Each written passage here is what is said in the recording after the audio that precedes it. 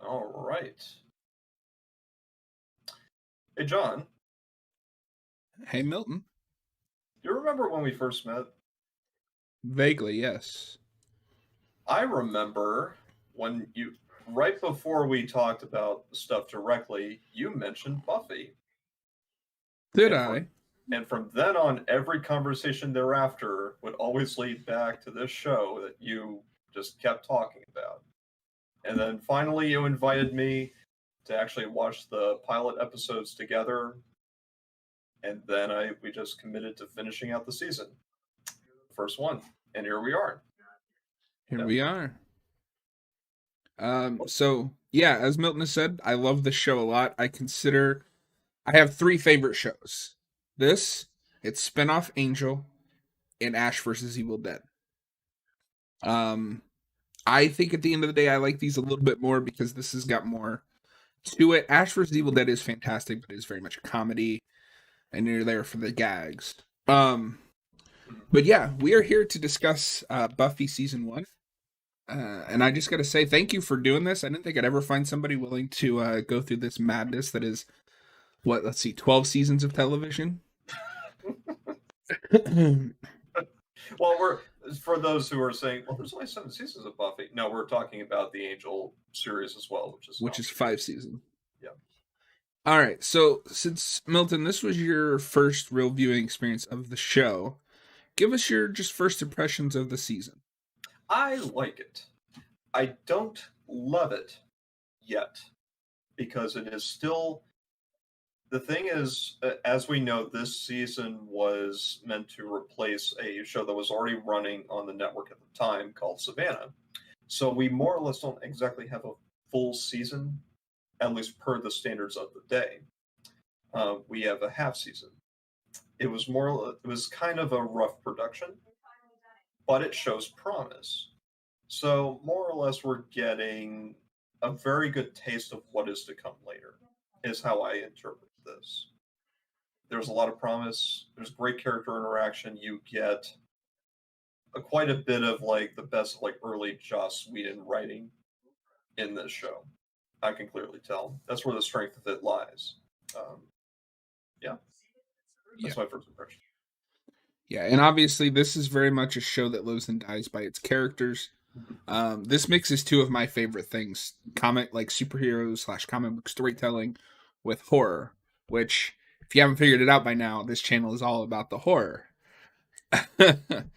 um, so tell us a little bit about. Okay, let's start here.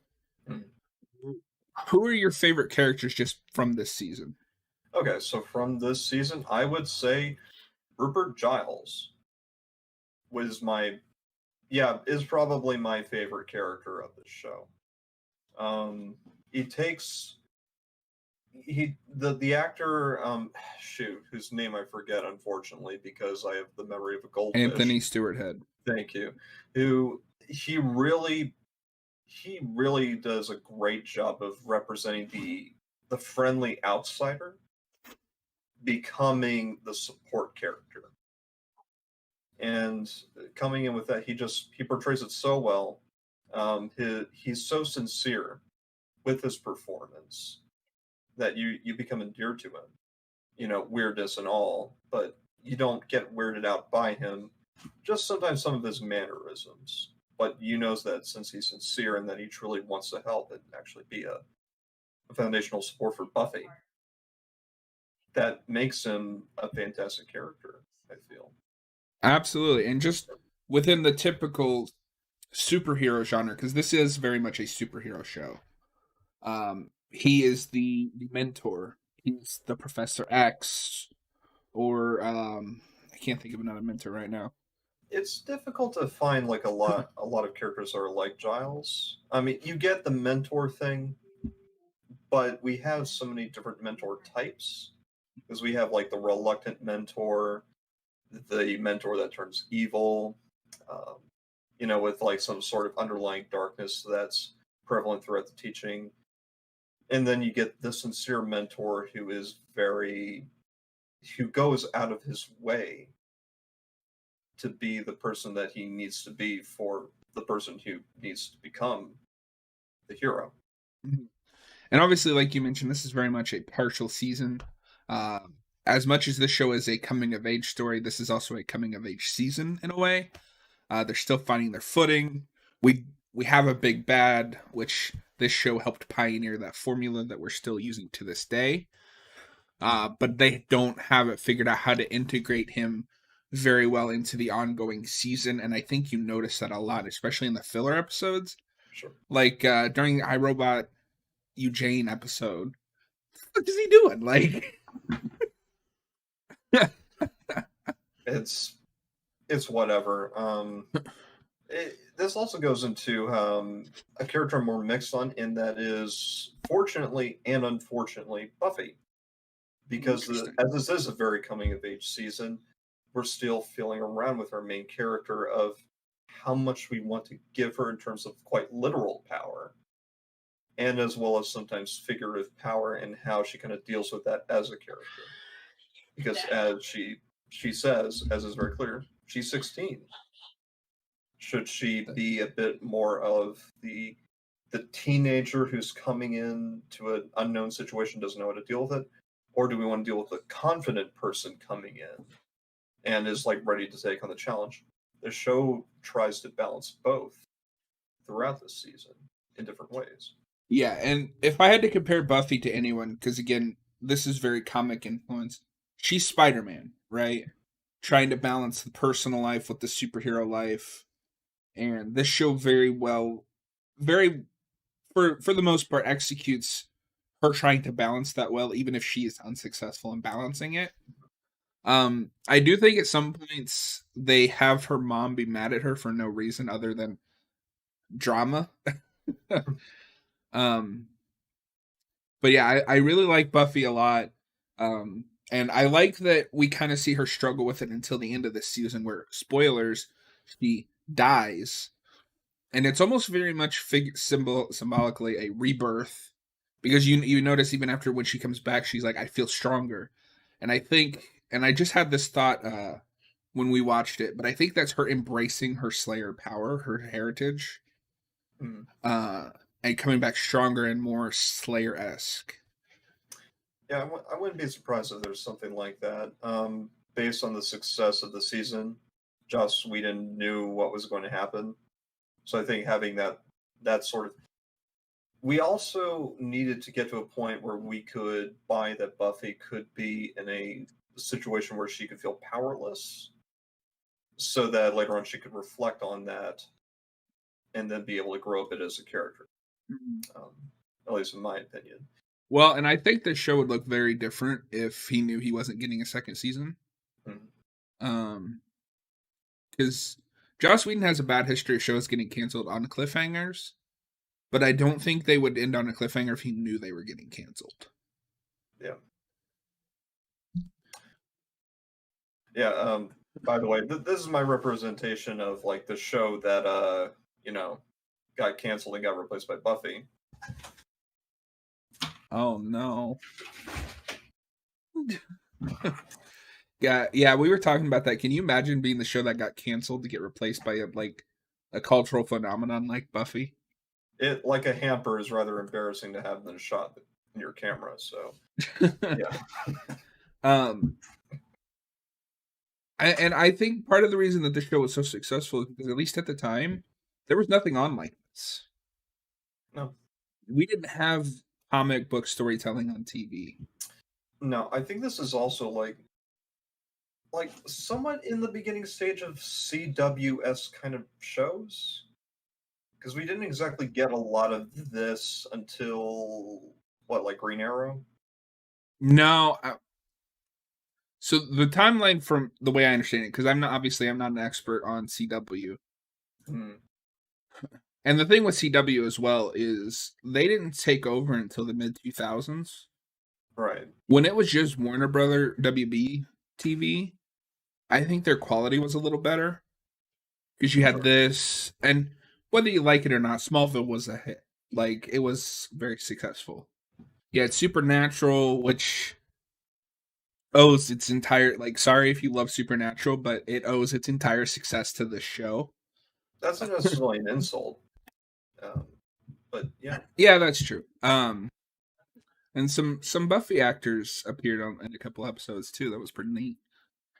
But I guess yeah, I think this is, and if we're wrong, let us know in the comments below. But this is kind of the first of its kind. Like, because you had this, and then on other networks, you had like the X-Files, which isn't quite the same, but it was also kind of experimenting with that big bad of the season instead of just an episodic formula. Speaking of characters, maybe we should list them off and give them brief summaries. Yeah. We have the main character, of course, Buffy Summers is her last name. There are not a lot of people just named Buffy. I think I remember Josh saying that's part of why he chose that name. Yeah, there's like a few, but it's very spread out between the decades. It's not a very common name. But as we know, we're getting this show off of a film that was called, Buffy the Vampire Slayer. Buffy the Vampire Slayer, which only has according to you, was a very loose connection to the show. The only connection to the show is in the pilot when she mentions that the gym burned down.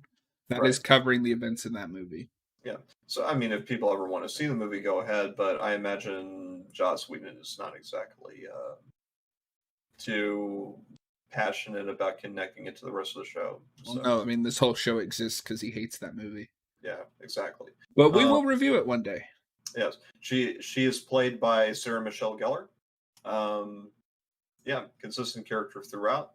She is one of the main three. Of the other main characters, we have Xander Harris, who's main co-lead, opposite to Buffy, along with Willow Rosenberg, basically Buffy's two best friends, played by Nicholas Brendan and Allison Hannigan, respectively. Allison Hannigan, which I still find to be surreal to be in the show, considering how often I've just seen her in other stuff, like How I Met Your Mother. I think she also is or was the host of Fool Us with Penn and Teller. A lot of different stuff just spread throughout the days. There's also American Pie. Well, and she's usually everything I've seen her in is usually a comedy, other than this. Yeah, there are some comedic elements, but it's because of just how Joss Whedon writes characters that interact with each other, and occasionally some goofiness to lighten up. But yeah, those are the three main. I also mentioned Rupert Giles, played by Anthony Stewart Head. He's also one of my favorites as well. We also have Cordelia Chase, who is somewhat of an antagonistic character, but not directly antagonistic. But then later on, kind of it transitions into being kind of a neutral, supportive character, despite herself. She's played by Charisma Carpenter, which is a fantastic name, I would think. She was also in Veronica Mars for a bit after Buffy ended. Yeah. And we also have the Elusive Angel, played by David Boreanaz, who people will recognize from Bones. Yeah. And he just to set this up front, because we'll get more into it later, but he is my favorite character in this whole universe. I find him really interesting. And I always forget when I go back to this season how much of a nothing he is. He has some stuff to do, but it's later on in episode 7 and 11 and 12. Well, it's just funny because up until episode 7, where we get the big twist, which, by the way, in case you haven't figured it out yet, this is complete spoilers. Yep. The show is 20 plus years old. Go watch the show. Please do it. Continue watching if you want to, but just know we are going to spoil the hell. But yeah, up until episode 7, when we get to the twist that he is a vampire, he just kind of shows up, says, "Oh, something bad's coming," and disappears. Yeah. But yeah, he's pretty much just the portender of doom. Along with Rupert Giles also kind of being the same. It kind of goes into that thing of we don't exactly know what to do with Giles too much.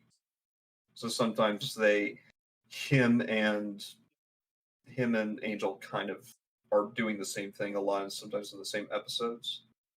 Which is also why I like later on in the season when they actually interact with each other, and they actually work well with each other and have like decent chemistry together as actors. Well, and Angel also what immediately I think once you start to learn about him, his backstory itself is interesting just on paper, because you have this guy that was even the big bad of the season says the most vicious creature he's ever met. Yeah, and now he has to redeem that. Yeah, Angel, the explanation of Angel's existence is a game changer. A good vampire. Because it not only demonstrates that a vampire can be good, it demonstrates that a person's soul can be returned to his body even after becoming a vampire. For those who are confused on what we're talking about, vampires are mostly traditional in this show, but have this aspect of to the point where they essentially become possessed by a demon when they become a vampire. Yeah. So, sorry. Go ahead. But you can go ahead. You probably explained it pretty well. So the way that it is described in episode 7, the demon gets your body, but it doesn't get your soul. When you become a vampire in this, you are no longer whoever you were. The demon takes complete control, and your soul goes somewhere. Slight spoilers for the rest of the show. They never really get into where your soul goes. It doesn't matter. It's fine. It's whatever. Maybe it's just trapped in the body. And maybe that might be. And maybe it escapes when the body dies. But the demon has all of your memories and everything, but it's fundamentally a different person. Yeah. And then we also have, for antagonists, we've got Darla, played by I knew this too. She Julie Benz. Yeah, we get 2 actors from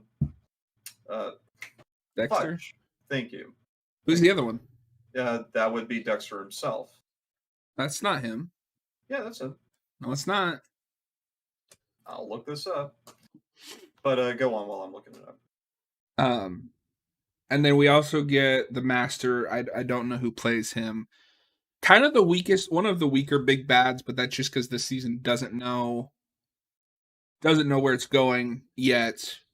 But I think in the season finale, you very much get a hint of what's to come with the storytelling. Oh. Okay, so Brian Thompson, who I swore looked like Dexter.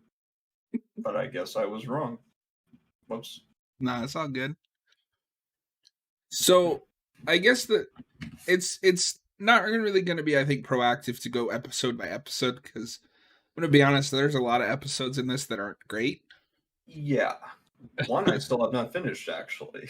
Really? Which one? And I think you know which one it is. Is it the Praying Mantis one? Yeah, that one. Well, and what sucks the worst about that one, because you have the 2-part pilot, which is great.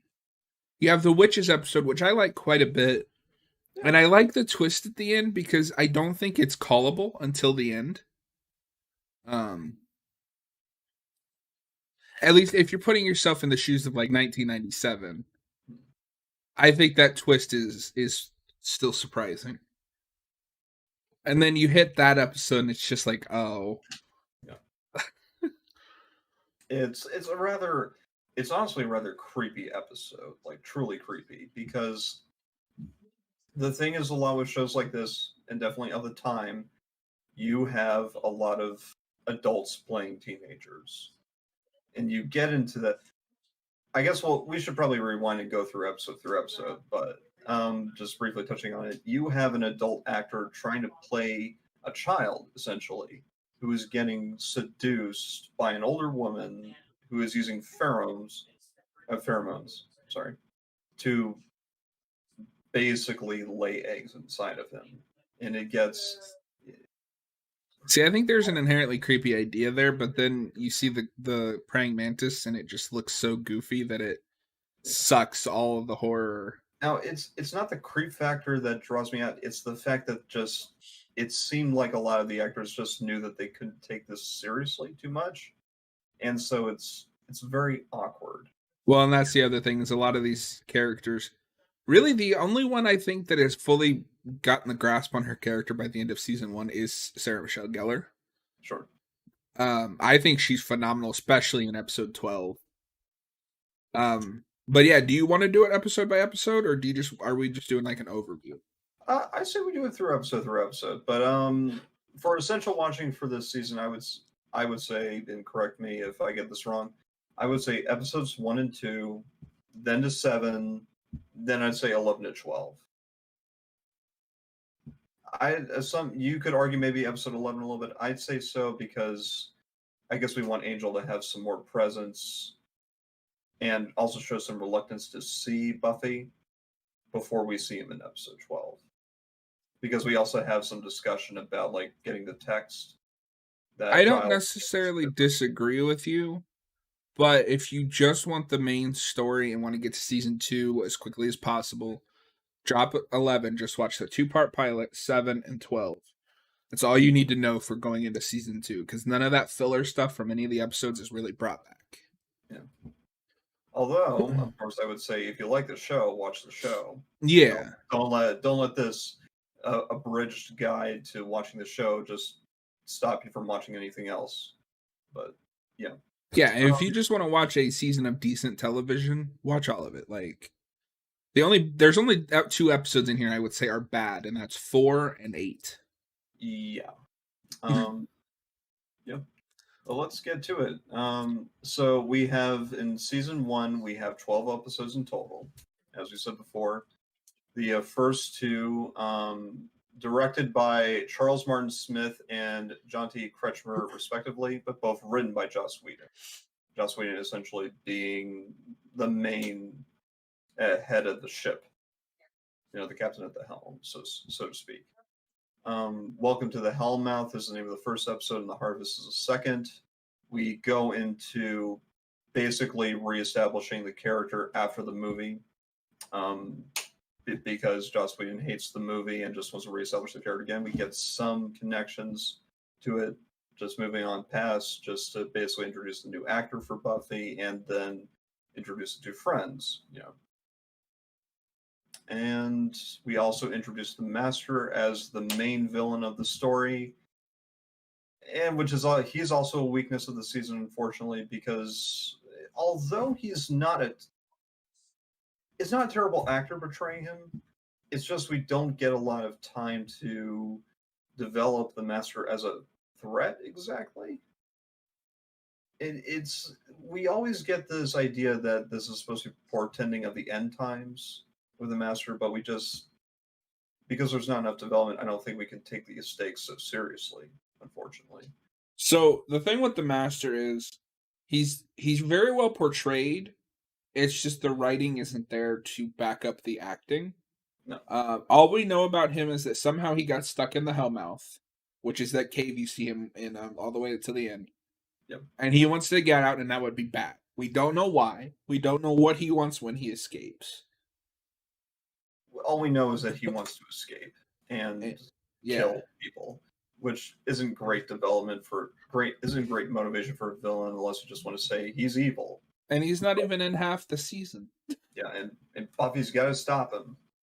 Yeah, it's a very basic structure for the main plot of this season. Yeah, I forgive the Master a little more than I do some of the other big bads that I don't like, because at the very least, he has an emotional challenge for Buffy in terms of spoilers for episode 12. But she goes to face him knowing she will die if she does. Which is something we establish at the very last episode. Yeah. But overall, because this is just a fair warning as well, this is a 2-part pilot, which I think is kind of brave for a TV show doing something like this, because they had no idea if this was going to work or not. Like, this whole thing was a gamble. Yeah. But yeah, they commit to it pretty well. We get the actor that I confused for Dexter, and we also get Darla and Angel. Yeah, Darla. Yeah, Darla, and all the cast pretty much make an appearance, except for one who makes her way into episode 8 and then goes into 12. And who? You know, the the techno witch. Oh, Calendar. Yeah, yeah, Yeah, yeah. but she comes in later. Um, but it's a very good two-parter. We get the establishment. We get a decent sub-villain to kind of be the main threat. Um, and then he dies at the end of episode 2, but Darla continues on and she makes more appearances later in the season. His death is my favorite thing in that pilot. Yeah. Where she tricks him into thinking the sun's out. Yeah. So good. Yeah, and I mean, they set up a nice mystery with Angel because he just kind of pops up and is like, something bad's gonna happen, and then disappears. And I can see, okay, so I can see this show on modern day CW that would last like 4 seasons, and then we'd find out he's a vampire. Yeah. And unfortunately, the development is a lot faster. The pacing is a lot better. And for those who are confused, what is a hellmouth? It's just a cave somewhere. So It's just a cave. a Hellmouth, yeah, Hellmouth is a center of mystical activity that draws all kinds of supernatural creatures. It is basically just here's a MacGuffin that's a reason why the Slayer has to be here at this point and why monsters keep attacking. Yeah, it's where the Master essentially sends commands out for the villains to basically just ruin Buffy's day. And we see that multiple times. But occasionally we get villains who are unrelated to that or very tangentially related. Going into episode 3, The Witch. Yes, the Witch, who is essentially a story, a very interesting self-contained story, I would say, of a parent who basically wants to capture immortality and steal the youth of her daughter. Relive her glory days. Yeah. Yeah. I've always said this is very, sorry to interrupt, but this is very Twilight Zone esque. So since you did the run for the pilot, basically we meet another student. Her name is Amy. And she wants to be a cheerleader like more than anything. Yeah. Weird things start happening to the competition. This also gives me Smallville flashbacks, but that's because I'm pretty sure Smallville is just ripping off this episode. Oh. As many shows did. Sure, yeah. Not to slight Smallville, I love Smallville. But anyway, back to Buffy. Weird things start happening to the competition. We are introduced right away. That's the other thing that's impressive about the show. Episode 3, the first like real story after the pilot, we are immediately thrown in. There's magic in this world. And we find out that Amy's mom was a practicing witch who switched bodies with her daughter to relive her glory days as a cheerleader. And not just any cheerleader, the head cheerleader. The head cheerleader. Because she felt like her daughter was wasting her time. What? Okay, so I didn't rewatch this episode. She wanted to relive her potential in some ways. There's an idea that's touched on where Amy is constantly putting the person, the parent, basically possessing Amy, gives this impression that she has to fulfill her mother's legacy. And you initially buy it because the actors are rather convincing. So you go into the aspect of, okay, this is teenage drama where the young child feels that she's in the shadow of her mother. And then we flip it, which is, I think, is awesome, actually, in terms of a plot structure. And then it comes into, it's her mother is now in the shadow of her own legacy and is so possessed by it and feels so insecure about growing older that she wants to reclaim it. But how does she do it?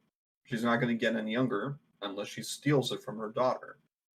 She essentially, I imagine her mother wanted her daughter, I think this is explained too, wanted her daughter to be like the head cheerleader and basically be a lot like her. And so she would experience glory vicariously. But when she knew that wasn't going to happen, then she went for the possession. Yeah. And It's a very deeply written episode, which I think is great. Yeah, there's a lot here thematically about, because this show obviously is very much about growing up, becoming an adult. This is the opposite of you can't let you of. It's about not being able to let go of your childhood. We also get to see, easy for me to say, Sarah Michelle Gellar's, I think, comedy chops a little bit when Buffy gets sick. It is kind of funny. It's It's a little weird, but I get what they were trying to go for. And then you get one of the most like horrifying endings ever.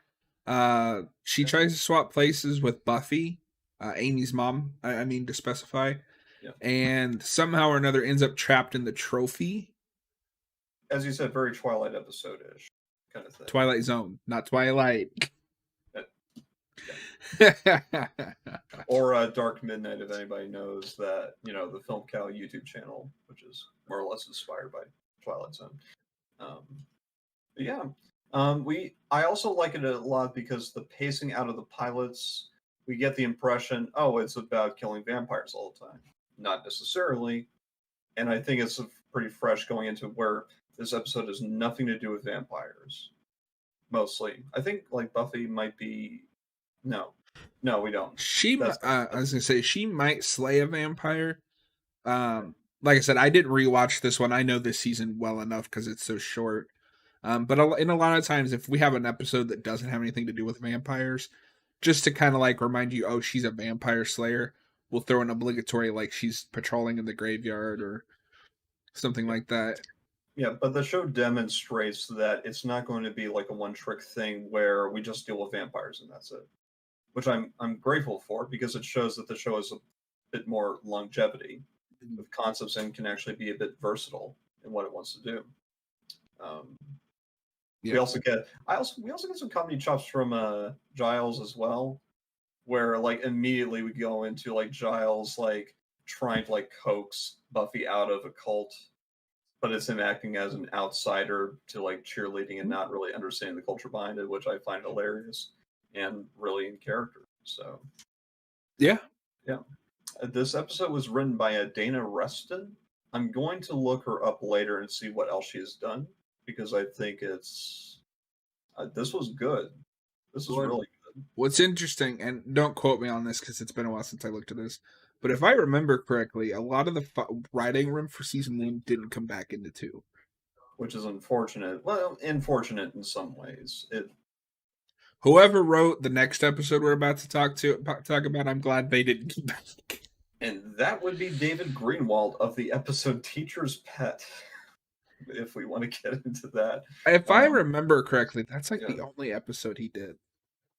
Yeah. By the way, the previous episode, The Witch, was directed by Stephen Cragg. Kind of teaming up with Dana. The fourth episode is directed by Bruce Seth Green, who I've never heard of. You've heard of Seth Green, never heard of Bruce Seth Green, though. Yeah. It's funny you mentioned Seth Green. Yeah. I have heard things, but we'll get into that later when we come back for another season summary. Yeah. Teacher's Pet is... I say I haven't... Yeah, I guess maybe this is the worst episode this season. Some people say... I disagree. Well, here's the thing. With episode 8, it gets so goofy that I feel like it's a bit more entertaining than this one. Because episode 8 is really goofy in a bad way, but it engages my attention. See, I think episode 8 is the only episode that's just aged incredibly poorly. Yeah. It definitely has, yeah. And I don't know, at some point I'm just like, please stop. Please. Yeah, we commented earlier on why we didn't like episode 4. I also think that episode 4 is a little dry, aside from that. Yeah. And we get some of the worst of Xander, unfortunately. Not necessarily unrelatable Xander, but Xander is a character by this point has made it very clear, he is infatuated with Buffy. It's been very clear. It's been clear from the start. And the season, unfortunately, has a problem with basically elongating that and basically making Xander just be awkward around Buffy quite a bit, to the point where it becomes almost uncomfortable for the audience too. And we get Well, the worst of that in this episode. I'm a little more forgiving about him being awkward around her, because as we get further in, like with Xander, he's kind of awkward around almost everyone.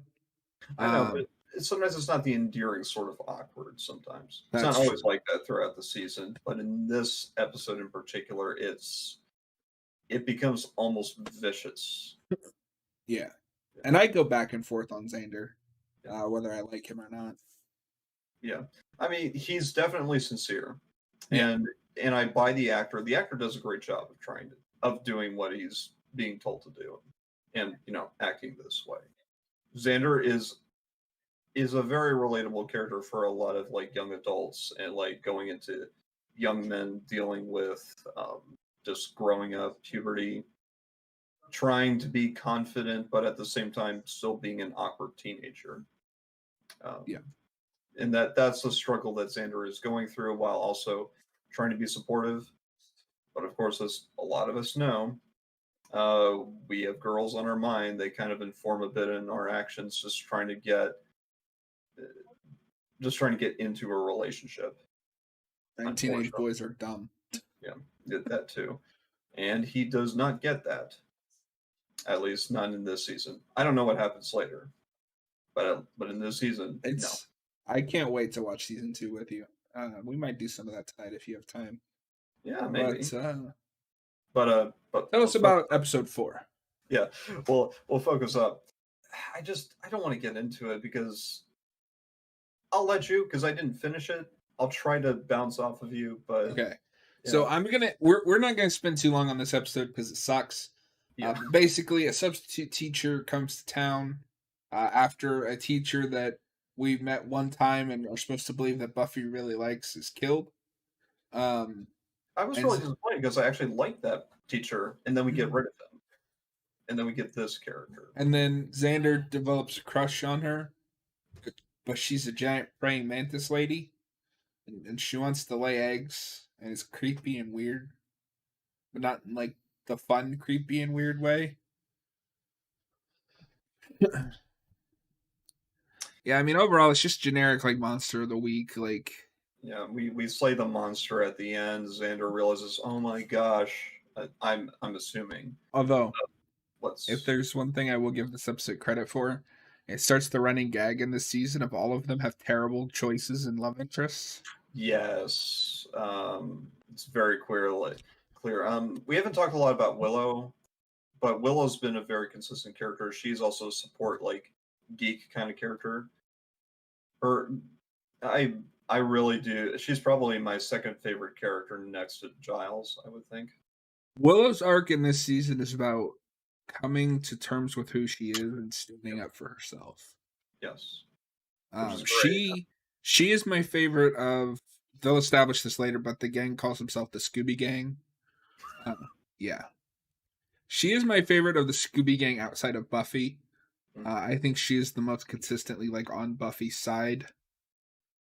But yeah, this season very much is just the nerdy girl learns to stand up for herself because she got a friend that inspires her to be better. Yeah. And there's also a love triangle thing going where, well, maybe a love square in a way. So it's Willow's in love with Xander. Yes. Xander's in love with Buffy. And then later on in the season, Buffy is in love with Angel. It's not really a shape, it's just a line. Of sorts, and then Angel kind of goes back and is... I don't think he's sure exactly. He is attracted to Buffy. He's attracted. I don't think he's in love, though. No, he's not. Yeah. But yeah, so it's not really like a triangle or a square or anything. It's just kind of a line that doubles in on itself. Yeah. And we get into those dynamics later on. They become relevant, and we address them. I think it's done decently. I think it could have been done a little bit better, but I like where it goes in some ways, especially with how Willow deals with her situation, kind of being on the bottom of the totem pole.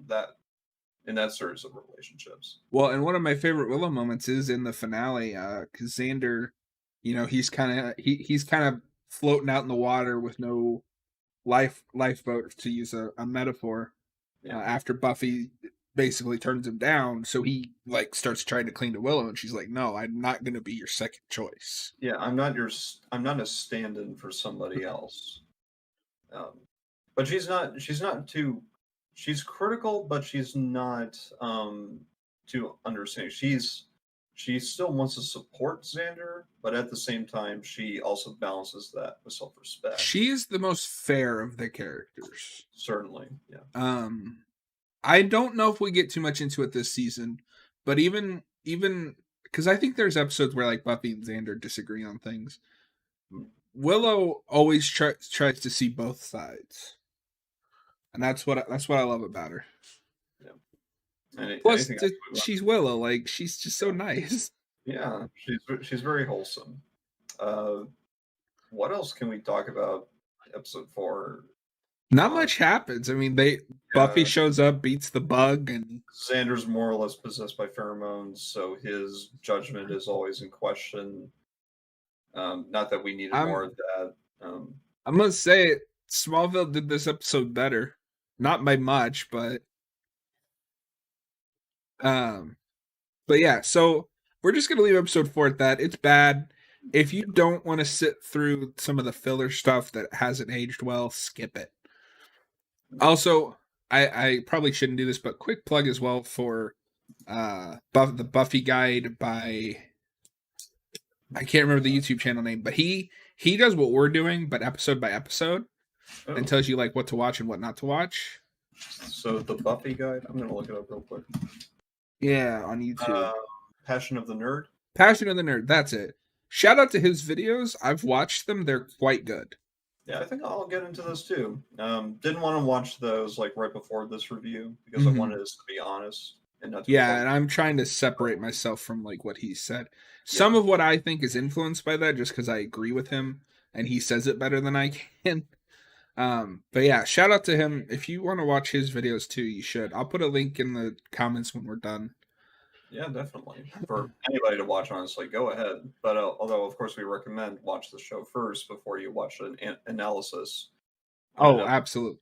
Yeah. Absolutely. So even the bad ones. Even the bad ones. Then we move on to episode 5, which is kind of important. But in the last watch through I did before I started watching it with you, I did find it quite skippable because the only thing it introduces is the Anointed One. Which I still don't understand what any of that is supposed to be. The 5 is forgettable, unfortunately. So this season is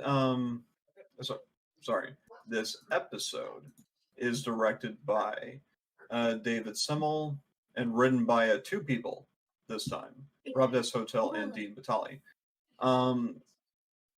We get the bus scene where vampires attack a bus and they get like 6 people. 2 are brought back. 2 become vampires, essentially. And then we kind of do a switcheroo, essentially, where we think we've killed the Anointed One at the end, but it actually turns out to be the child, who pretty much just spends the rest of the season just next to the Master in the Hellmouth and just is the straight man to the Master's weird sense of humor. Hey, the Master's got a couple of good lines. The earthquake one in the finale makes me laugh every time. It's like 5.1. But yeah, the only thing this season accomplishes 2 things. The first is that it introduces the Anointed One, and all of that mythology is so vague and like just non-existent. I don't understand any of it, other than he needs this kid, I guess, just to lead Buffy to him in the finale. Yeah, we should probably talk about the bronze by this point. Of course. Yeah, the bronze, which is essentially the main hangout for the cool kids of sorts. Says the uncoolest kid ever. No, I mean, it has like the 90s, pop bands of the day, that kind of feel to it. It's like, is it a bar? It's a club, I think. Yeah. It's like borderline like an adult hangout for Kids. child actors. I mean, adult actors pretending to be. It's just an excuse so that Buffy can have somewhere to hang out with her friends. Yeah, it's basically the place where we don't want to show everything out of school, so here's a warehouse. Go. Joss Whedon was like, "We've only got 2 sets. We need another set." But I wouldn't mind hanging out at the Bronx, though. It seems like a chill place. Yeah. But yeah, it's where the characters hang out when they're not at school. Yeah. And when they're not. Well, and I mean, we get 3 main sets in this season: the library, Buffy's house, and the Bronze. Yeah. And the gym sometimes, and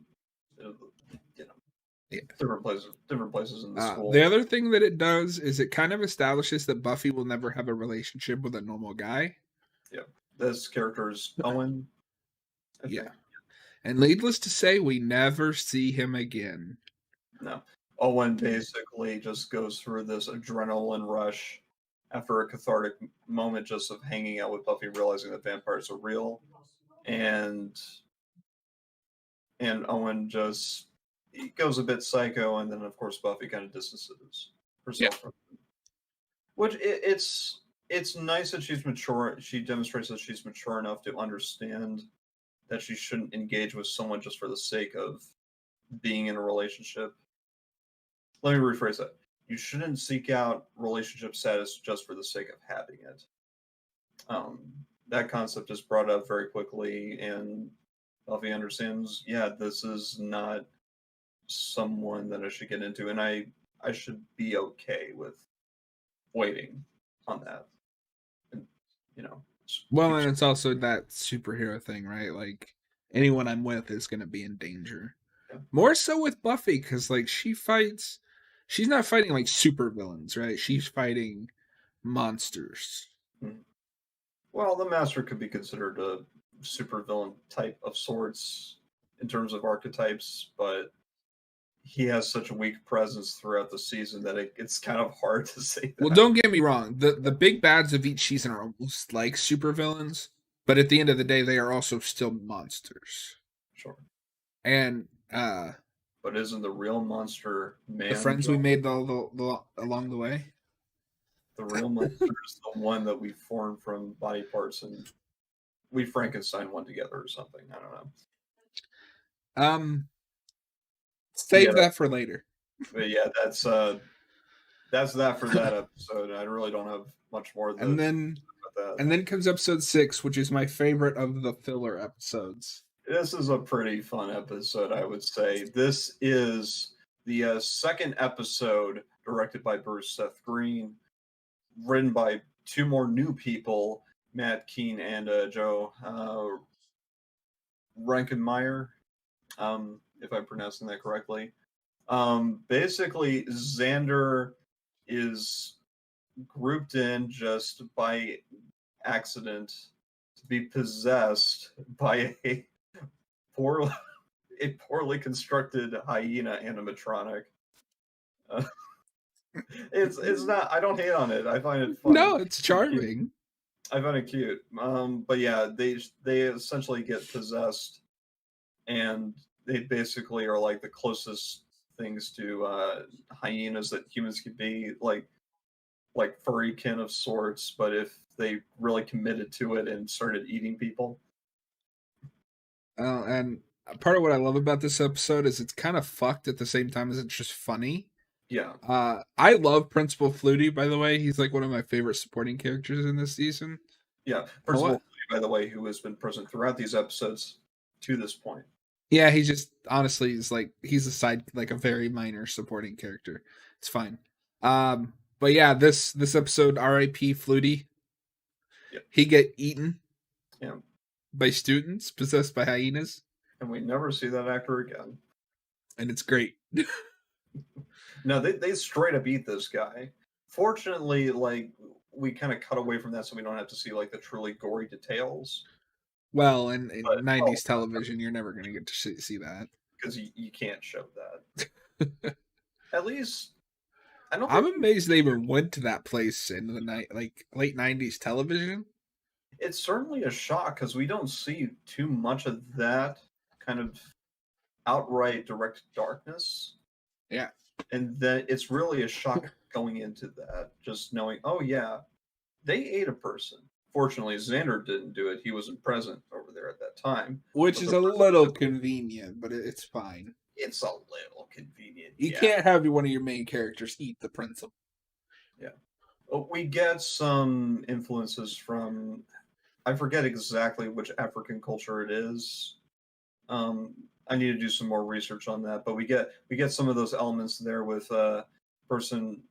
We established early on that there's a zookeeper who's like initially seems incompetent, but later on we established that he is deliberately using this as a means for siphoning power. Yeah, he was the one that was supposed to get the power, not the students. Yeah. This also continues the running trend of Giles getting knocked out. And then the zoo guy gets eaten by the shitty animatronic hyenas. Yep. But this episode, it knows it's absurd, and it plays around with it and has fun. Yeah. It's got a couple chilling scenes, like the principal one. The dodgeball one is kind of chilling once they turn on their teammate. Yeah, it gets a bit chilling. It also is deliberately silly too at the same time. So They eat the pig. Yeah, that's another thing. Like, yeah, for any of you vegetarians and or vegans out there, this is yeah. And Don't worry, Xander does we're take not part all in like that this. one. Don't worry. No, just kids possessed by hyenas. And then we get to the next important story episode. Directed 5 by, episodes later. yeah. Tell us a little bit about Angel. Yeah, directed by another new guy, Scott Brazil. There's a lot of people where it's just spread out. Mm-hmm. Just getting so many people involved. Scott Brazil directs this one, and another new writer, David Greenwald. I thought you said his name before. I don't think. Oh yeah, you're right. You're right. He was the writer of Teacher's Pet. Oh, I was wrong. Okay. So he wrote the worst and best episode. Yeah, but we have Angel, in which we basically get an episode directed to basically just developing Buffy and Angel kind of in tandem. Angel with how she just deals with this new element in her life and just wait, did I mix up the names in my head? Yes, you said that how Angel deals with a new element in her life. Buffy, who's already been established now, is dealing with this lingering infatuation that she has for Angel. And we also develop Angel's character as well by going into his origin. Mm-hmm. And we established what we talked about before, basically about getting possessed by demons. Him, in his case, was cursed by a traveling gypsy band after he killed one of their own. They cursed him to basically retain his soul, if I'm getting that right. Yeah, so basically he killed the favorite daughter of a gypsy clan at some point in the past. I can't remember the exact year. It's like 80 years before the show starts. Mm-hmm. In his retaliation, they cursed him with to get his soul back. Mm-hmm. But the thing is, when you get your soul back, that conscience that you didn't have for 100+ years of killing and maiming and God knows what else, it all comes rushing back. Yeah, you might think it's a blessing to have your soul back in that body. Unfortunately, it's a double-edged sword. Maybe you don't necessarily want your soul like trapped and attached to this body that you can't control, but you also have to consider: do I also now want to be responsible for a body that actively wants to drink and consume people? Yeah, and we see in this episode he's drinking blood out of bags, presumably from like a blood bank. He's isolated himself from the world because he doesn't know what he wants to do. Yeah. And at the end of the episode, which is my favorite piece, he decides, you know what? I want to die and I want Buffy to kill me. It definitely gets into a subtext of addiction and in some ways, some could even argue theological as well if you ever want to get into that. But the show doesn't want to either, so I imagine it's probably not that. I think more of the addiction thing where this person is something dramatic happened to them and they desperately want to change, but their body is actively fighting against that desire to change. We get that a bit with Angel. Buffy notices that he's different from the others, even after understanding that he is a vampire. But she feels that she can't trust him because he's set up to look like he attacked the act of almost killing her mom, who also has some presence in the show occasionally, as a supportive but unknowing mother. Yeah. And I mean she's not aware that Buffy's a Slayer, is what I mean. I like that we finally give Angel some backstory. It only took us 7 episodes. Yeah. It's a frame job that makes sense and isn't really contrived. At least it's not as contrived as it could be.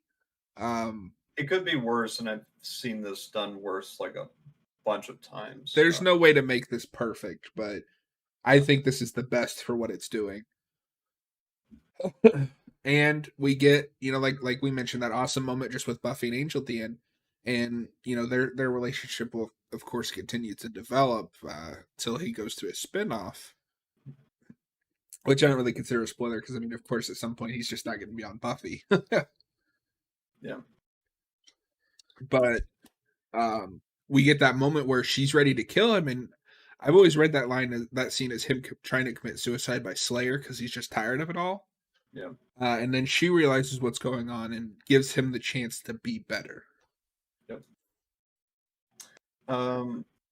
We kind of start out this episode in a weird way where we once again have issues with the master as an antagonist because we really try to rile up the audience like, oh look, there's these 3 cool brutes. The three are going to come in and they're going to be this great antagonistic force, and then they get killed very quickly in the beginning of the episode. But that's a very Whedon thing too, right? Build something up and it's just, it's nothing. Fortunately, it does not detract from the episode because then after that we kind of focus up a bit on the dynamic between Buffy and Angel. It's just an excuse to get Buffy and Angel alone together. Yeah. And then of course the big scene for that everybody remembers from this episode. Even I remember when this, I think it was either when this aired or shortly after I saw this episode. It's the scene where they kiss, and then boom, vampire. Yeah. And he slides out the window. Yeah, it was like we finally get a payoff for the sexual tension that's going between the two, and then twist almost immediately after, just right after the kiss, because it goes into all the teen drama of, oh yeah, they're cute together, and we're glad that they're together. And then an immediate intrusive element comes into play where it's like, oh, maybe they shouldn't. Side tangent that's relevant to the show as well. Yeah. That's the other reason the show is so successful, right? It had that teen drama that's going to draw in your casual audience, but it had the real stakes, real characters, and it had enough of the horror and monsters to draw in the horror crowd. Yeah, actual stakes. The only thing I think of is you like to build really small fences. Xander Harris, the pilot. Also, it's great that Buffy just carries those around in the new school she goes to.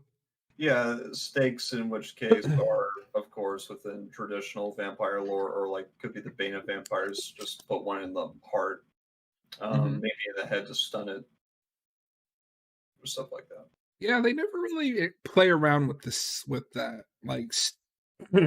stabbing them in other places. Yeah, we got the choreography. We should probably touch on the choreography as well. Choreography is very simple. It's of the day within daytime television, where we're not going to get stuff like Netflix Daredevil. No. Because we have not developed TV as much during the 90s during this time. Although I will say it gets better as the show goes along. It does get better, I have heard. But yeah, it's not as if the choreography is bad, but it's very It's very of its time. It's simple. This It's simple. Putting this in comic book terms, this almost feels like issue 0, right? Where it's just setting everything up, and then the next is going to be here's the real story. You get a taste for what's to come later. And the other thing that always holds this show back, as much as I love it, is that 22 episode structure they're stuck with after the season. Yeah. I hate the 22 episode format. Like, I hate it. But you'll see why later. Why not? You get more Buffy, right?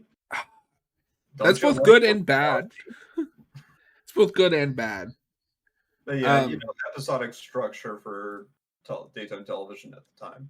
Yeah, I mean, still is. It comes with the territory, unfortunately. But then we go from Angel, and we're going to get more into the characters later because there's obviously some other stuff to mention that is outside of just the episodes.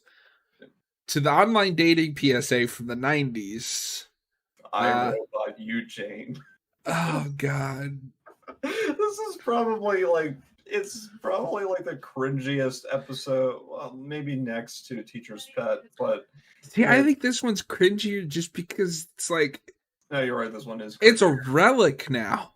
It's so weird by today's standard. It's like so directed by Stephen Posey, another new director for this, with more new writers, Ashley Gable and Thomas A. Swiden. It's a story where, once again, within 90s television or just 90s in general, or even before then, it's like writers who don't understand computers are meant to write with a very computer-intensive plot. Well, and if you know where it goes from there, you know how bad it's probably going to be. At this point, did anybody understand computers? Because this is 97. Yeah, it's still in its early development. You get a few. You get a few times where it's okay, but within definitely popcorn flicks and other stuff like that, maybe war games. It's that's the best you could hope for at the time, and that still did not understand computers very well. Although I think it's this episode has one of my favorite Willow moments where she tricks Cordelia into deleting that entire program. Yeah. Oh, and I was saying, so you think it's going to be bad just based on that, and then you introduce a demon into the mix somehow. The demon is because his text gets uploaded to the internet. Just in how this weird thing works, he possesses the internet in some way, and now we have a techno demon Moloch. You know why this episode is worse? Because it's actually somewhat important because it introduces Miss Calendar. Let's get into that. Yeah, go ahead. So basically out of nowhere, Giles is arguing with the new computer science teacher, Ginny Calendar, played by Robia Lamore. Yeah. And they are scanning the books into the computer. I don't understand how that works or why they're doing it. But basically there's a demon in a book. Yeah. And then, so really the only thing this episode accomplishes is introducing Miss Calendar, who becomes important for the remainder of the season. Yeah, this episode is actually a very complicated disaster, because we also get elements of the weirdo who is really connected to online stuff. Well, we have two. Oh, and he's the worst. Because Willow has this thing where I'm going towards this outlet because I don't get a lot of social interaction or really much access to romance. And then we get another character who's just so awkward and terrible.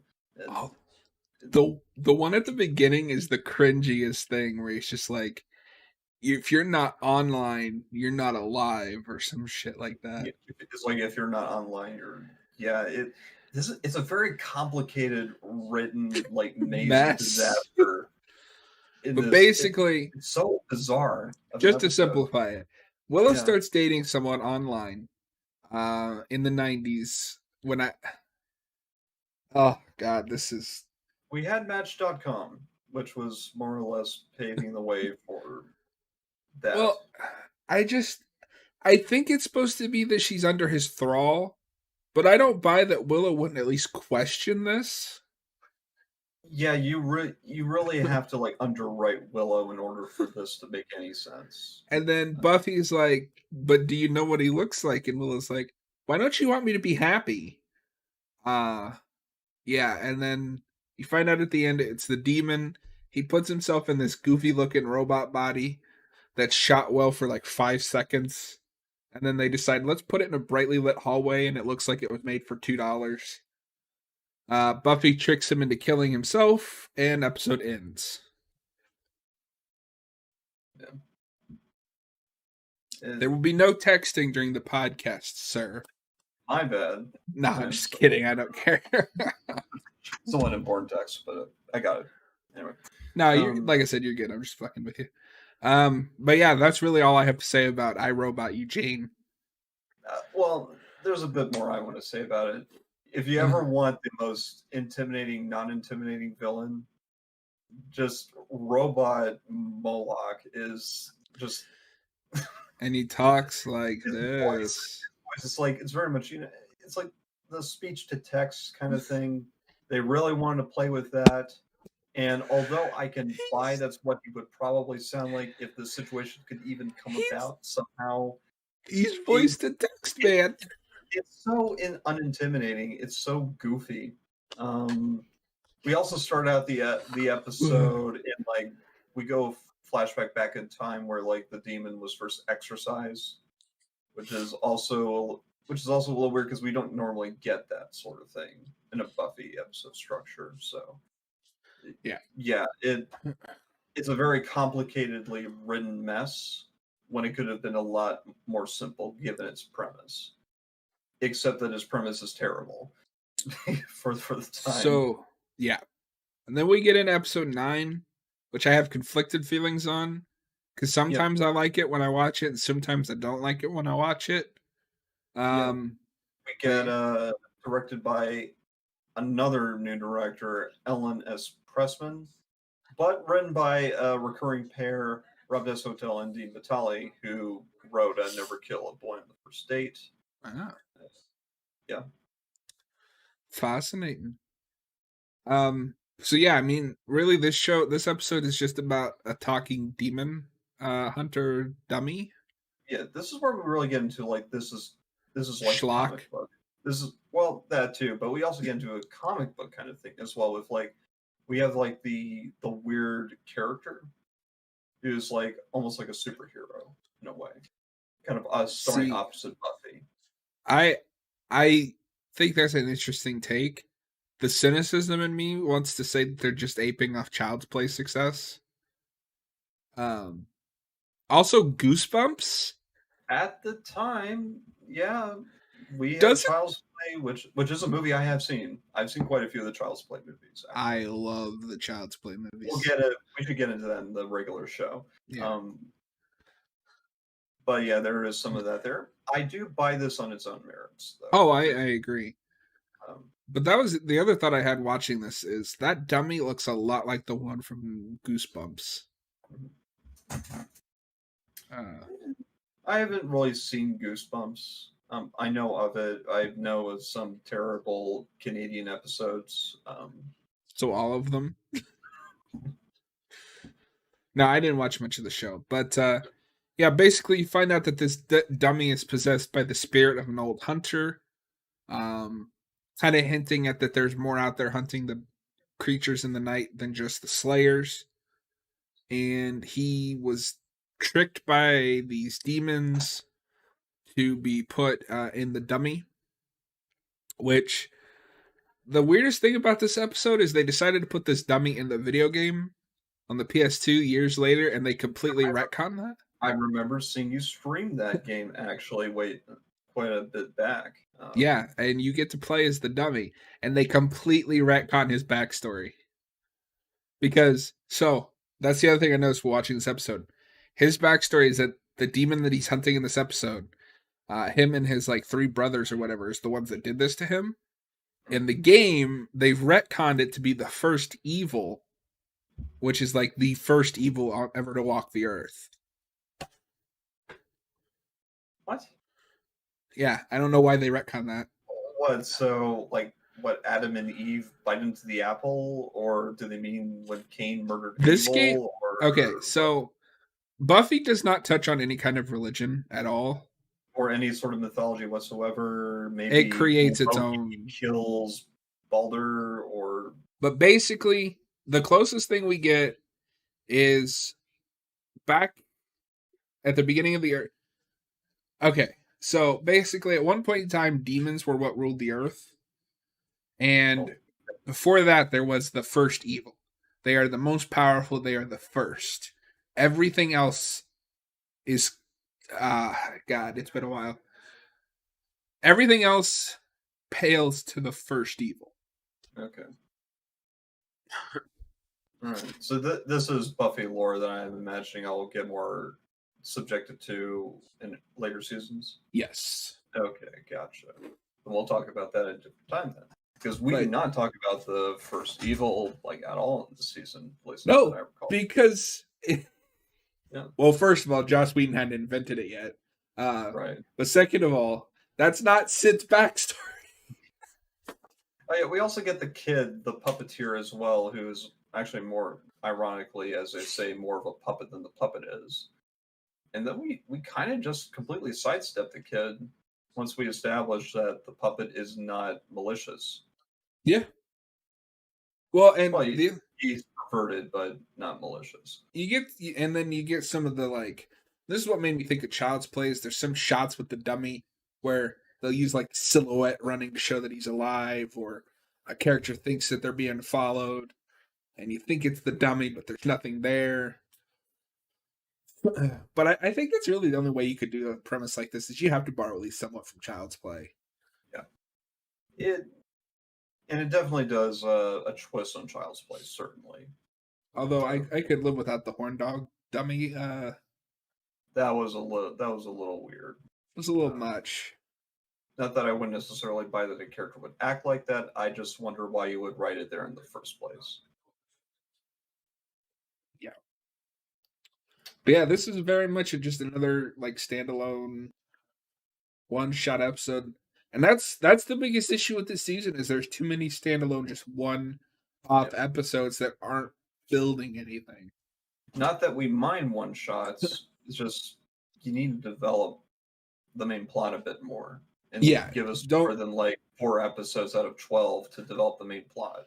Don't get me wrong, for anybody who's listening to this, because this will be up, of course, on the YouTube channel as well as Spotify. I love one-off episodes. One of my favorite episodes has nothing to do with the rest of the season and the season it's in. But we still take time to make it feel like there's something building in the background that the characters just can't deal with this episode. In this, the Master might as well not exist until he popped up on screen. Yeah.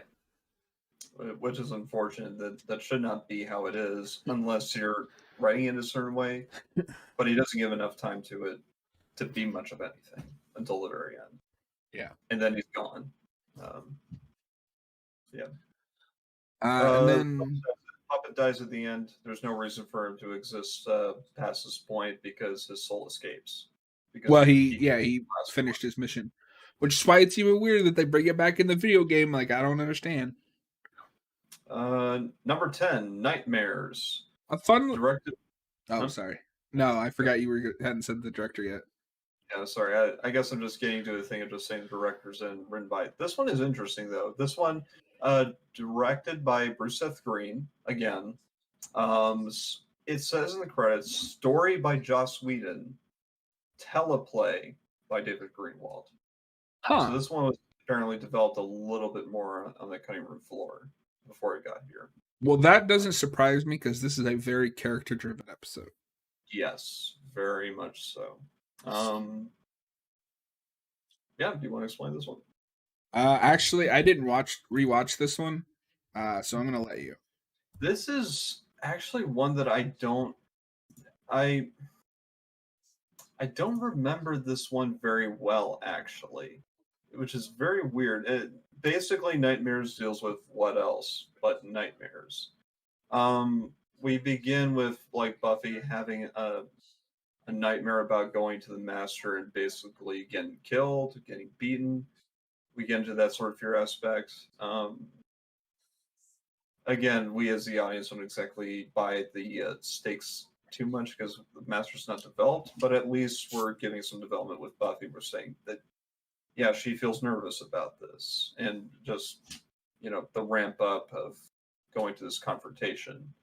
Mom shakes her awake.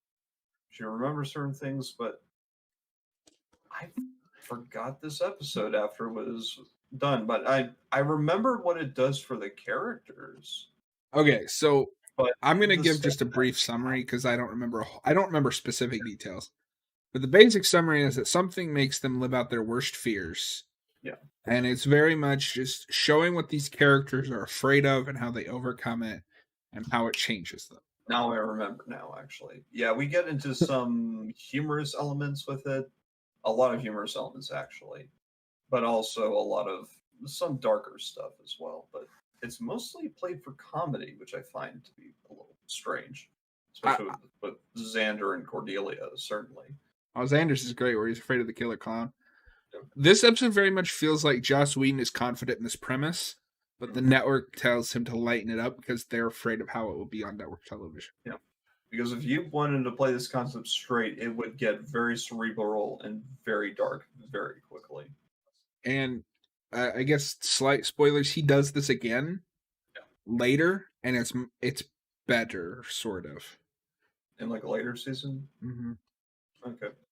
By then Buffy has enough clout that he can basically do whatever he wants. Yeah. The other thing, I just want to set this expectation as well. We're doing this one episode by episode because it's only 12 episodes. We are not, I don't think, going to be able to go through episode by episode for every season because everything else from here on out is 22 episodes. No, you're right, but I did want to do it for this one at least because of 12 season. 12 no, episodes. That's absolutely fine. I just don't want to get people's hopes up that we're going to do an episode by episode breakdown of season because 2. It's a bit worry to get into 22 episode seasons, but we'll touch on other episodes later on, I imagine. Well, and I've got some ideas I think I'll run by you after this, but yeah, I mean episode 11, no, we're on 10. Is pretty strong if you like just some lighthearted character stuff. It's not mind-blowing. Again, it's completely skippable in my experience. There is definitely a dark element present throughout the episode, though, as I remember. There's a kid named Billy who is essentially. There's been this theme that kind of starts where people are starting to, because there's a lot of magic running around things with the Hellmouth, certain people are projecting a bit of their self-worth and their perception of the world onto the actual literal physical world. And this kid basically is projecting his nightmares of basically being in a coma, and it affects everyone else's lives. This kid who was assaulted by a coach got into a coma. That almost is present throughout. We get a happy ending at the end where the kid comes out of the coma and the coach is, berated and arrested. Thank goodness. But yeah, so for that we get a lot of character stuff. Giles is once again shown to be a supportive person where basically his worst fear is shown to be Buffy dying on his watch.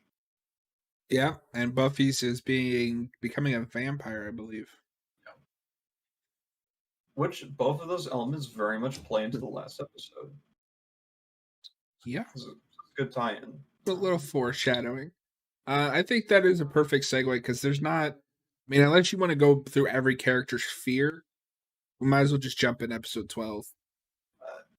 Quick thing for episode 11, and we talked about. That's what I meant. Sorry, not episode 12. That's quite all right. Yeah, episode 11, which is dealing also with the element. Well, real quick, another new director, Reza Badi. We get too much spread out authority over these episodes, I feel, where there's just too many people trying to captain the ship. Once again, story by Joss Whedon, teleplay by Ashley Gable and Thomas A. Sweden. The same pair that did I, Robot, You, Jane. Oh no. Although this episode is better than it. The This only thing I episode will is- disagree with you on that is I'm pretty sure that all of these scripts had to be approved by Whedon. Yes, I would imagine so, but more direct input from Whedon in this case. Yeah. But yeah, Out of Sight, Out of Mind also deals with the concept of a person projecting her own perception of the world onto the literal world. She becomes invisible, and she causes havoc and shenanigans. Cordelia takes kind of a heel turn, but like a reverse heel turn in this episode where she is forced essentially to be a bit nicer to the main cast. And as a result, we see a bit more humanity in her and a bit more development from this character. Yeah. Which is one of the reasons why I like this episode, because I think it goes a bit better into episode 12. We also get a bit of from Angel as well, where Angel and Giles have an exchange, and Giles talks about a text that he really needs to interpret, like some prophecies. Angel says he'll get it from them. We get that exchange as well.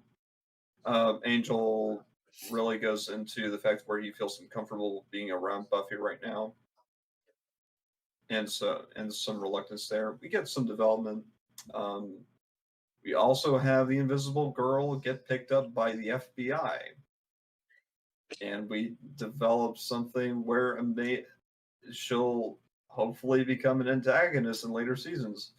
But as you told me, where she gets dropped off, we never come back to. And that made me so mad. That made me so mad because I like this episode, yeah. I liked where it was going with developing like another like not necessarily a main antagonist, but like one that could like recur in like other episodes, like later down the line. But no, apparently she's gone. Great, thanks. This is quite a cliffhanger to leave off on, where we have a school of invisible people who act as assassins for the government. We have someone who's very well disposed to be incredibly vengeful against Buffy. And we're not going to pay that off at all. Why?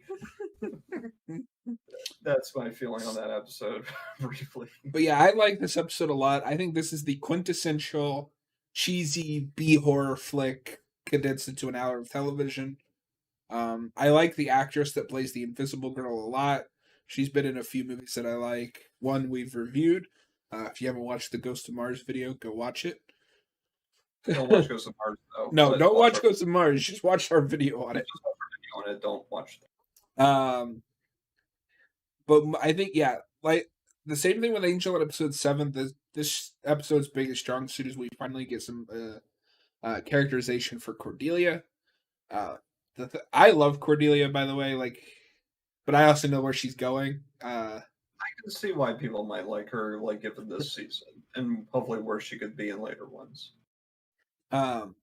Cordelia's thing, and what I think makes her fascinating in this episode, in this season, is she is Buffy. She is Buffy before Buffy got power. That's an interesting way to look at it, but yeah, I can see where you're going with that. Well, and part of this is influenced by the fact that I've seen the movie, but Buffy before she got the powers, because this is very much the same character. We just kind of retconned some things. Was a LA Valley girl whose biggest issues was what boys she was taking to the dance and where she wanted to go shopping. She learned responsibility through her power. Cordelia is that person who hasn't gotten that chance for change yet.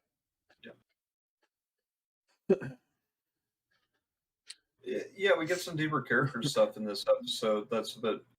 I think it's a bit better than what we get with Nightmares, personally, because I think when you're a bit more focused and not trying to spread out the development across the whole cast, especially with episodic television, I think it does the characters better justice, I think. Yeah. So, yeah. Well, and that's some of my favorite episodes in this show are just standalone. We pick a character and develop them because, and fair warning, I am going to quote Passion of the Nerd here just a little bit. But all of Buffy's friends, or everyone that we focus on, everything that we develop with them somehow is how it relates back to Buffy. So even though we are developing someone like Xander or Willow we are also developing Buffy by developing the differences between these two characters. Yeah. Let's talk about the finale, John. Finale's so good. Yeah. The other thing I do want to mention about 11 is it has one of my favorite Cordelia lines. Yeah. The thing is, we keep Cordelia after this episode. I'm glad she's going to recur. Because Buffy's like, but you're the most popular girl in school or something like that. And Cordelia's like, you think I can't be popular and be lonely? Yeah. And it's so good. So good. Right. Episode 12, Prophecy Girl. Joss Whedon, for the first time in the season, takes full control as both director and writer. And this is the episode where it all comes together and you see what this show is going to be. Exactly. I think this episode is fantastic, and it's Sarah Michelle Gellar's best performance in the season. Yeah. The Master is able to actually be a character with impact for once. I just imagine Joss Whedon looking at the first 11 episodes and then pulling at Thanos and just being like, fine, I'll do it myself. Yeah, exactly. Yeah, he gets to be a character. We finally get to see what this season has been building to. We find out that Buffy is fated to fight the Master and die. Buffy has a panic attack. It is so good. I mentioned this already, but that scene where she's just throwing the books and it's like, read my fortune or read my future. Yeah, like she can be a girl as a character and still be genuine and still be very conflicted about that. It's to the point where you confront responsibility, but it's so antithetical to where you want to be as a person. This is, I think, the textbook. If we accept that Buffy as a show, throughout the entire show is about growing up, this episode is the first step of growing up, and that is accepting your responsibility. Yes. Because Buffy, up until this point, she has been happy to fight monsters and other things, but she never felt like she was in danger. Now she's gonna die. And one of the reasons I like Giles so much is because he plays it exactly as I think someone like a genuinely good person would do in his case. He's conflicted. He doesn't know what to do. He gives the information out reluctantly, and then later says, "You know what? Screw the prophecy. I don't care what your responsibility is. I just want to protect you now." Well, and it's not even that he gives it out reluctantly. He didn't want her to know. I mean, yeah. She only knows because she overheard him telling Angel. Yeah. And then he's more or less direct about it afterwards when she confronts him. But yeah. And then we get Buffy's death, which it's a little weird. It's a bit contrived, but Joss Whedon needs to get the show to where he wants it to go, I imagine. I'm not sure exactly where he's going, but I'm looking forward to seeing the direction. Yeah. But yeah, basically the Matt is as fated in the prophecy. The Master kills Buffy by, sinking things into the neck, and drains her blood. He becomes stronger, but she does not fully die. She is revived by Xander, who we see who has directly confessed to her. She basically is honest with him, saying, "I'm sorry, I don't look at you that way." He spirals, but manages to rebound once he's, fueled by the fact of, oh yeah, Buffy's going into danger. I need to help her. I'm also going to get Angel off his ass and help out as well. Xander's biggest positive as a character is no matter how mad he is or whatever he's going through, at the end of the day, he is there to help Buffy. Exactly. Willow also gets some great moments as well in this episode, where we once again talk about the fact of, she has to stand up for herself. As much as she likes Xander, she's not going to act as he wants around her. Well, and it's interesting. Especially if it's not good for him, or good for her. So. Well, and it's interesting because that moment very much feels like a cap off to Willow's arc in this season. Whereas Buffy's arc doesn't feel like it begins until this episode. Yeah, she's not exactly very three-dimensional throughout the show. Her character throughout this show is blonde girl with superpowers, who just wants to do things that girls do. That sort of thing. Yeah. But then in this episode, we actually finally get to the point where, yeah, she has a character conflict. She's a girl. She's 16. She doesn't want to die. Exactly. It also hints at like just how absurd the Slayer thing is. Mm-hmm. Like one random girl from the world is supposed to fight the entire world's evil. Yeah. It's a bit bizarre, certainly. But we delve into that bizarre nature of it. You know, we take it seriously and we're able to buy it because the show is taking it seriously. Yeah. But I very much view this as almost as the death of season 1 and the rebirth into season 2. Because I feel like Buffy is the same person, but she's obviously different. At the end, she mentions, I feel stronger. We see her effortlessly beat the master. It's very much shedding some small effort, but mostly she trounces him. Oh, she's messing with him like that entire fight. But it's very much the shedding of your younger self, your carefree self, and getting ready to enter the world of adulthood. We also get animatronic plant things. It's great. I don't know what it is, but it's great. We don't know why, but we've seen animatronic stuff before. We like it. We like when effects are real. Yeah. Let us know in the comments below if you know what that thing is. I'm sure there's a wiki page somewhere that tells like a 50-paragraph essay about what that thing is. We also get a point where Angel and Buffy are truly able to reconcile, which is great. The cast makes its exit afterwards. Buffy more or less goes to the prom afterwards, kind of. Or at least it was the spring formal. The spring formal, I don't know. I didn't go to public school. I only specify because the prom is important later. Fair point. They go to the bronze afterwards, we assume. Yeah, probably. Yeah. But yeah, overall, this is a solid episode and a really good cap off that ends. We're done with the master. Now we can move on. And now we can establish a better antagonist. Oh, and God, season 2 is my favorite. I'm looking forward to it. My favorite antagonist, just to specify, my favorite season is season 3. All right. It's gonna be tricky trying to condense a whole 22 episodes into a discussion, but we'll figure it out. We are running out of time, I think, because we do have other stuff we want to get done tonight. So the last thing I want to ask, I suppose, is just I thought it'd be interesting because this is very much also just Milton's first journey with the show. What are your predictions for season 2? Okay, so technically speaking, from a technical standpoint, we may do more animatronics later. Choreography is going to be mostly the same, but we'll have some slight improvements. We will probably have a few more sets that we can deal with. It's still going to take place mostly in the school because she's going, I'm assuming, from her sophomore year to her junior year. Season 1 is sophomore, season 2 is junior, season 3 is senior. Yeah. We're going to keep Xander and Willow as the main two aside from Buffy. We're going to get some more development there. Xander, now that he's not tied so much to Buffy anymore, but still is attracted to her, there's going to be some more conflict there.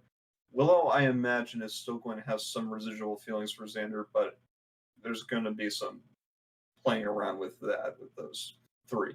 Angel's going to be a bigger presence. Hopefully we figure out a bit more of what to do with Giles as a mentor, because we love Giles, because Giles is awesome. So I think we're going to get more from him, get a better antagonist, hopefully. I believe so. More vampires, maybe a few more one-shots, but hopefully stuff that's a bit more story-focused throughout season 2. I will say this as well, just because, again, this is more just a writing thing. I'm not giving specific season information. They won't perfect the one-shot versus the story arc until season 3, but season 2 is a massive improvement. All right. I have no freaking idea what Cordelia is going to do. I have no idea. Maybe it's more of the same, but with her being a quirky, somewhat maligned, but also somewhat positive character now that she's a bit more developed. But I have no freaking clue. But she's going to be there. I know I that much. I almost wish we did like reaction videos just so we could get Milton's reaction to season 2.